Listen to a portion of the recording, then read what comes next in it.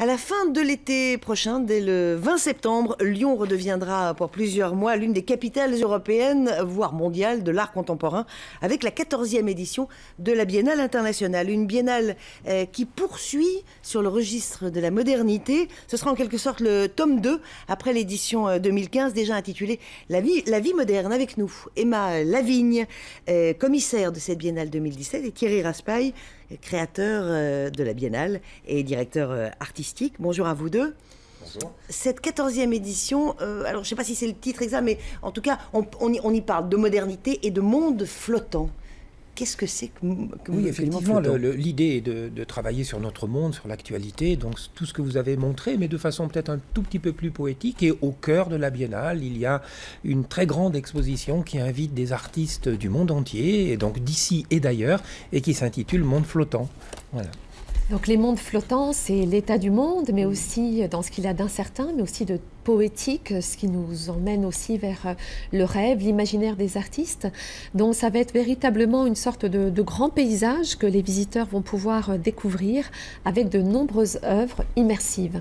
Alors juste avant qu'on rentre un peu dans le détail de cette programmation, comment vous l'avez construite, je voudrais qu'on regarde un petit avant-goût, un petit apéritif visuel et auditif de ce que sera cette Biennale 2017. Regardez.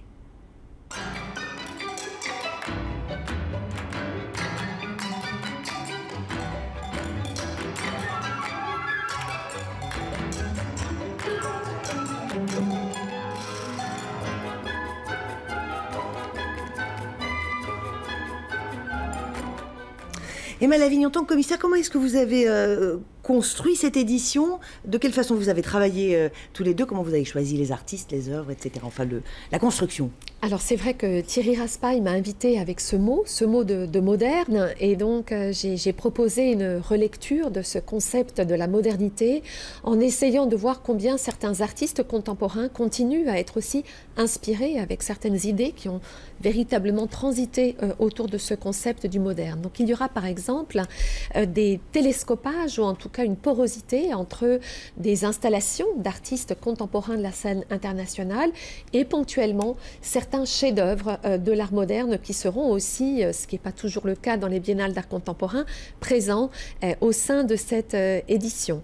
Les artistes proviennent du monde entier, mais je pense que peut-être ce qui les relie les uns aux autres, c'est cette envie de faire entrer le visiteur véritablement dans un environnement presque multisensoriel, on a envie de dire. Oui, ce que vous disiez, c'est-à-dire c'est très immersif. C'est une tendance, alors, lourde, le mot est moche, mais c'est une tendance de fond des artistes contemporains aujourd'hui d'attirer le visiteur, le spectateur dans leur œuvre. Alors on a une tendance de fond, oui, qui s'est développée depuis 15 ans, qu'on appelle l'installation, qui est un environnement un tout petit peu hybride, qui invite le son, le mouvement. Mais là, on a affaire à une conception beaucoup plus large. L'idée est de faire en sorte que l'imaginaire, le visuel, le corps soient totalement immergé dans un univers poétique, artistique, où les mots, les sons, les formes vont se mêler les unes aux autres, une espèce d'univers aquatique, quasiment un monde flottant. Est-ce que vous pouvez nous donner quelques noms de stars, si j'ose dire, mais en tout cas d'artistes qui parlent un petit peu à tout le monde? Parce que l'art contemporain, il y a des choses qu'on connaît, malgré tout, il y en a d'autres qui sont plus confidentielles, évidemment. Bien sûr, on a les images qui ont défilé, avec notamment une des œuvres qui sera certainement une des icônes de la Biennale, la Tour de Babel de l'artiste brésilien Cildo Meirelles, par exemple, qui est véritablement cette tour constituée de centaines de radios de toutes les époques, qui montre bien que finalement ces flux, cette communication, ces sons à la fois connectent les gens, leur permettent de communiquer, mais l'artiste se pose la question aussi de la cacophonie de cet ensemble de voix à l'heure de la globalisation. Donc quelle est la place de l'être humain finalement dans ce monde contemporain? Il y aura des réponses très poétiques. Il y a aussi, le public peut voir une magnifique installation de David Tudor, qui était un musicien très proche du compositeur John Cage qui s'appelle Rainforest, forêt tropicale. Et donc les gens seront plongés véritablement dans une symphonie de sons. Donc 2 exemples par exemple pour montrer vraiment cette dimension immersive de la Biennale. Mais cette fluidité commence par exemple avec quelqu'un d'assez connu qui s'appelle Calder, oui, qui a inventé la sculpture aérienne puisqu'elle est sensible au vent, au déplacement du visiteur. Ces faces assez simples ont de multiples façons d'être vues. C'est un petit peu le point de départ de cette réflexion sur les mondes flottants.